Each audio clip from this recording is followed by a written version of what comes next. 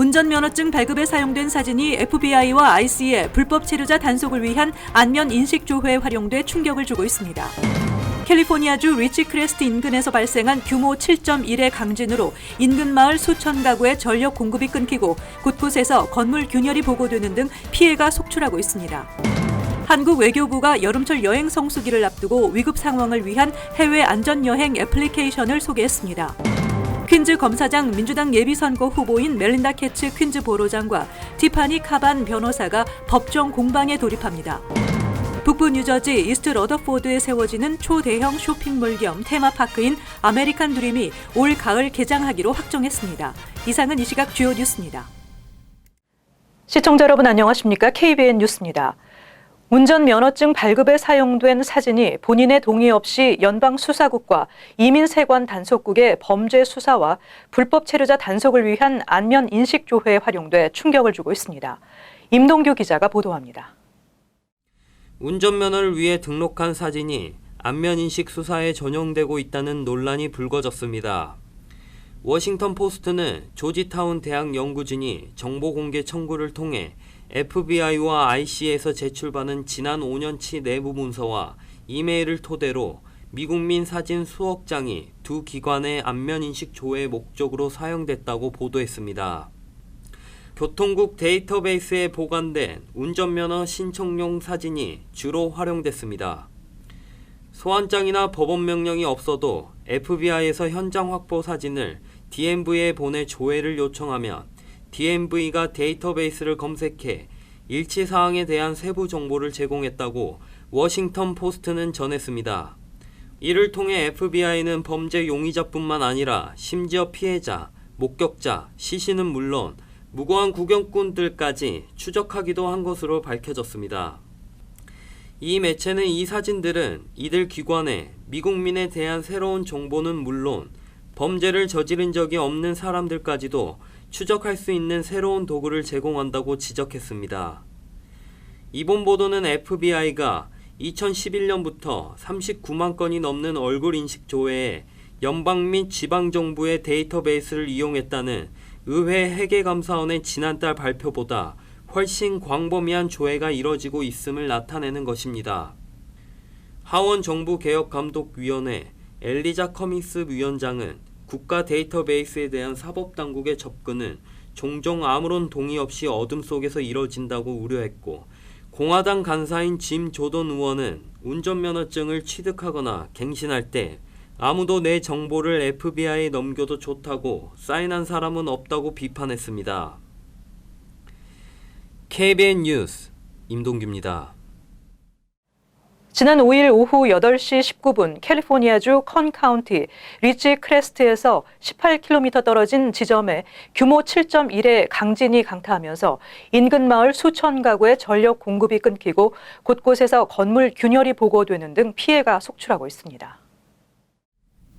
진앙지에서 가까운 지역인 리치크레스트의 경찰서장은 가스관 파열로 인해 최소 건물 2곳에 화재가 발생했지만 화재로 인한 인명피해나 부상자는 나오지 않았다고 밝혔습니다. 가스업체는 추가 화재 가능성을 우려해 가스관의 천연가스 공급을 중단한 상태입니다. 인구 2만 8천여 명의 소도시인 리치크레스트 일부 지역에는 수도관도 파열돼 식수 공급에 어려움을 겪고 있다고 소방당국은 전했습니다. 리치크레스트 인근에 있는 트로나 마을은 피해가 더 큰 상황입니다. 인구 2천여 명에 불과한 트로나 마을은 현재 전력과 식수 공급이 불가능한 상황이라고 샌 버나디노 카운티 소방국 대변인이 밝혔습니다. 현재 전력선 복구 작업이 진행 중에 있습니다.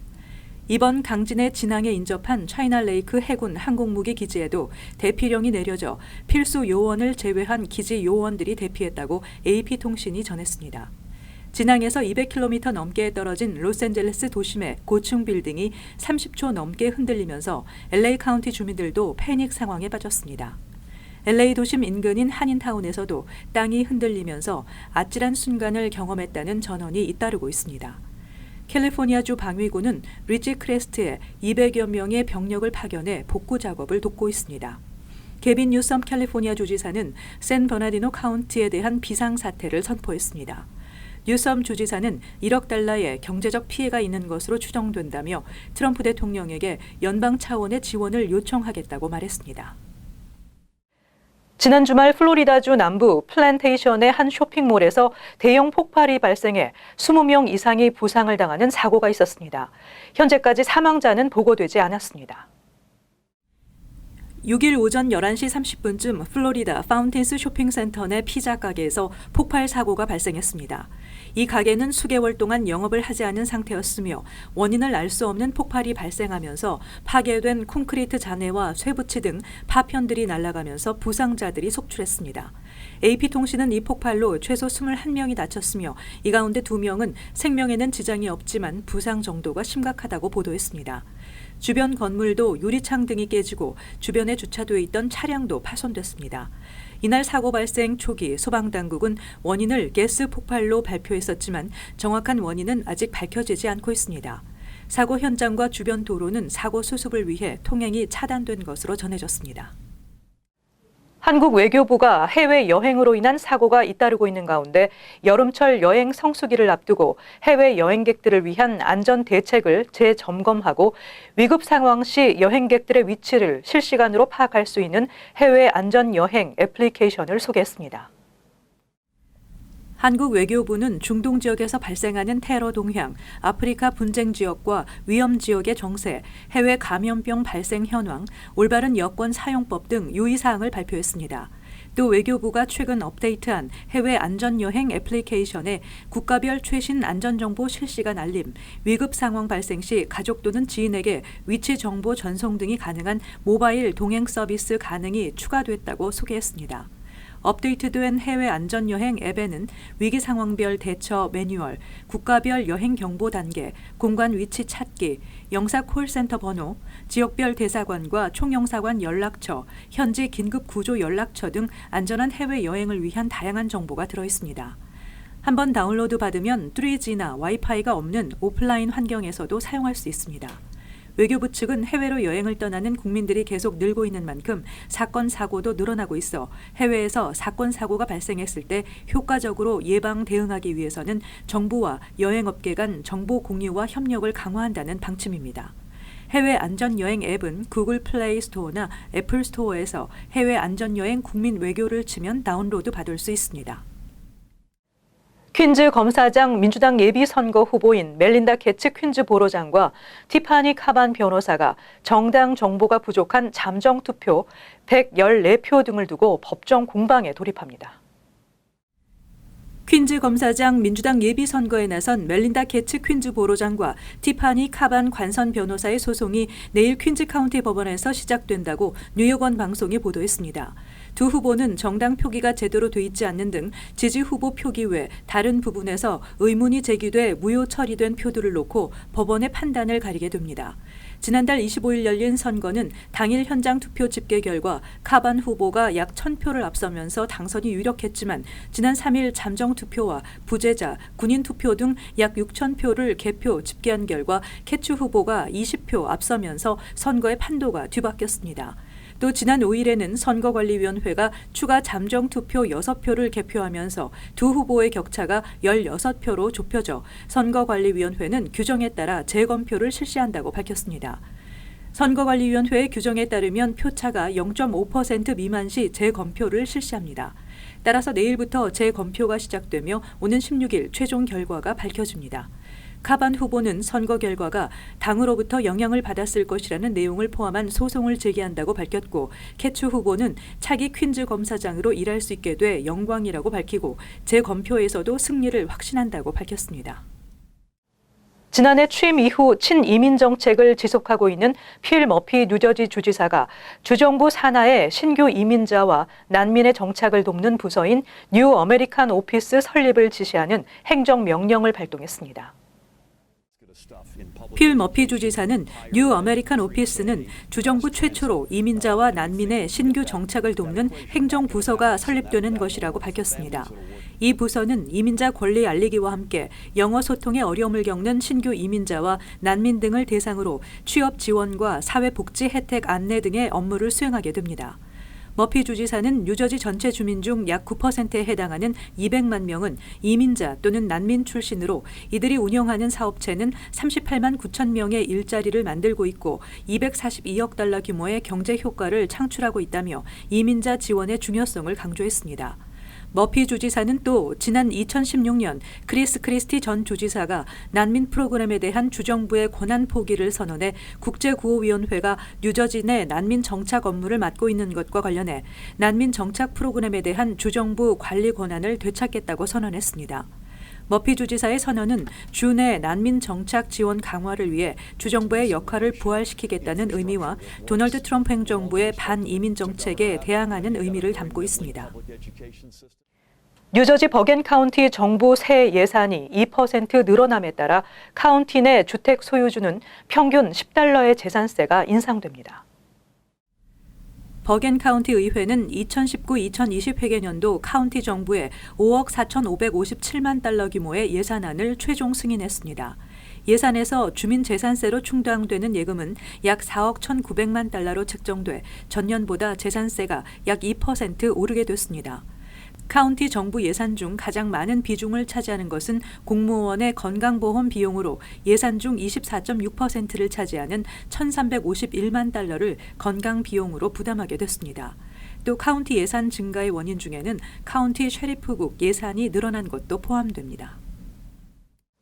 북부 뉴저지 메도울랜드 서쪽 이스트 러더포드에 세워지는 300만 스퀘어피트 규모의 초대형 쇼핑몰 겸 테마파크인 아메리칸 드림이 올 가을 개장하기로 확정됐습니다. 부동산 개발 회사 트리플5 그룹은 쇼핑몰과 놀이를 위한 테마파크 아메리칸 드림의 시설 공사가 마무리 단계에 들어섰다며 오는 10월 25일 개장할 것이라고 발표했습니다. 아메리칸 드림 쇼핑몰은 뉴저지 턴파이크와 루트 3가 만나는 지점 인근 이스트 러더포드에 위치하며 미국에 있는 쇼핑몰 중에서 가장 큰 규모로 개장과 동시에 뉴욕시 메트로폴리탄 지역의 대표적인 쇼핑과 여행시설이 될 것으로 예상됩니다. 아메리칸 드림의 개장은 지난 2003년 예정됐었으나 재정 문제 등으로 개발사가 바뀌는 등의 고비를 넘기고 당초 예정보다 16년 뒤에 이루어지게 됐습니다. 아메리칸 드림에는 450여 개의 유명 상점과 식당들, 18만 스퀘어피트 넓이, 16층 높이의 빅 스노우 아메리카 실내 스키장을 비롯해 8에이커 넓이의 드림웍스 워터파크, 유니버설 테마파크, 뉴욕시 모습을 멀리서 감상할 수 있는 236피트 높이의 대관람차, 수족관 등도 마련됩니다. 시설 내에 들어서는 각종 상점들은 버겐 카운티 법에 따라 일요일은 문을 닫지만 유흥시설과 음식점은 일주일에 7일 문을 열게 됩니다. 독립기념일인 지난 4일 맨하탄 유니온 스퀘어 홀푸드 매장에서 뉴욕시 경찰관들이 식료품을 훔치다 잡힌 여성을 체포하는 대신 돈을 지불해줘 화제가 되고 있습니다. 한 여성이 홀푸드 매장에서 식료품을 훔쳐 가방에 넣고 나가다 매장 보안 요원에게 잡혀 뉴욕시경 경관 3명은 이 여성의 가방을 조사했습니다. 이들 경찰관들은 이 여성을 체포하지 않고 대신 돈을 지불해 줬고 당시 매장에서 장을 보던 시민이 이 광경을 보고 트위터에 사진과 함께 올려 이 사연이 화제가 되고 있습니다. 여성은 예상치 않았던 경관들의 도움에 그 자리에서 눈물을 흘린 것으로 전해졌습니다. 이 소식이 소셜미디어를 통해 알려지자 NYPD는 트위터를 통해 이들 경관이 소호, 큐바스 그리고 리베라 경관이라고 밝힌 뒤 미담을 소개한 시민에게 감사를 표했습니다. 소셜미디어에서 경관들의 친절을 접한 시민들은 이들의 아름다운 선행을 칭찬하는 글을 계속 올리고 있습니다.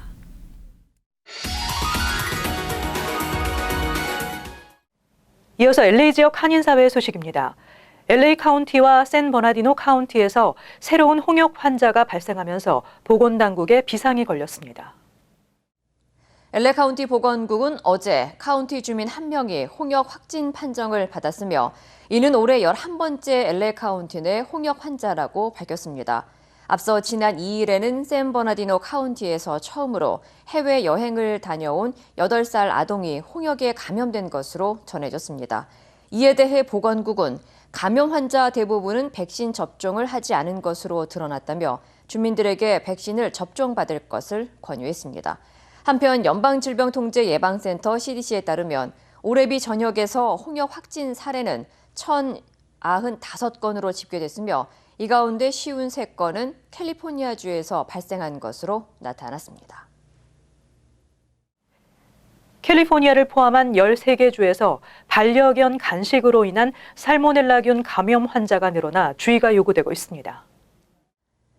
연방질병통제예방센터 CDC에 따르면 13개 주에서 발생한 45건의 살모넬라균 감염 사례를 조사한 결과 이 가운데 34건은 감염 전 반려동물과 접촉했고 17명은 돼지 귀 간식을 먹은 동물을 만진 것으로 나타났습니다. 이에 대해 CDC는 돼지 귀 간식에 돼지 피나 점액이 묻어 살모넬라균이 번식한 것으로 추정하고 있으며 현재 환자들이 구입한 돼지 귀 간식을 확보해 검사 결과를 기다리고 있다고 전했습니다. 이어 견주는 반려견에게 간식을 준 뒤 꼭 손을 씻고 주방과 격리된 곳에서 반려견 식품을 별도로 보관해야 한다고 당부했습니다. 이어서 간추린 소식입니다. 재외국민 가족관계 등록 신고 건수가 2018년 24,992건으로 2014년에 비해 2배 이상 증가하는 등 성과를 보였습니다. 가족관계 등록 사항별 증명서 발급도 2018년 35만 1,526통으로 3.6배 증가했습니다. 법원 행정처는 재외국민의 편의 증진을 위해 지난 2015년 7월 1일 재외공관에 접수된 가족관계 등록 사건 전담 처리기구인 재외국민 가족관계 등록 사무소를 신설했습니다. 연방질병통제예방센터는 올 들어 멕시코산 브랜드 카비 파파야에서 검출된 살모넬라균에 감염된 환자가 미 동부 지역에서만 60명 이상인 것으로 확인됐다고 밝혔습니다. 이 중 뉴욕은 27명, 뉴저지 18명, 커네티컷은 14명의 환자가 발생했습니다. CDC는 지난달 28일 이후 추가 보고된 환자가 9명으로 지난 4월부터 증가세 있으며 추가 발생 환자를 방지하기 위해 카비 브랜드 파파야 섭취 금지를 명령했습니다. 하와이발 한국행 여객기 내에서 술에 취해 난동을 부린 한국인이 실형과 함께 거액의 배상금을 항공사에 물게 됐습니다. 하와이 호놀룰루 법원은 한국인 A씨에게 징역 6개월의 실형과 여객기 회항과 일정 변경으로 발생한 승객들의 숙박비 명목으로 항공사 측에 17만 2천 달러를 배상하라고 판결했습니다. 검찰은 A씨가 항공기에 타기 전 위스키 한 병 정도의 술에 취한 상태로 기내에 탑승했다고 밝혔습니다. 뉴저지주 알파인 팰리세이즈 인터스테이트 공원 주 경계 전망대에 있는 한 스낵 가게에서 직원들이 사람의 뼈로 보이는 비닐봉지를 발견해 경찰에 신고했습니다. 버겐 카운티 검찰은 즉시 조사에 착수해 지난 3일 비닐봉지에 담긴 뼈가 사람의 뼈라고 발표했습니다. 검찰은 발견된 뼈는 유전자 검사를 통한 등록된 실종자들과의 매칭 여부를 위해 연구소로 보내질 것이라고 전했습니다. 계속해서 환율과 증권 소식입니다.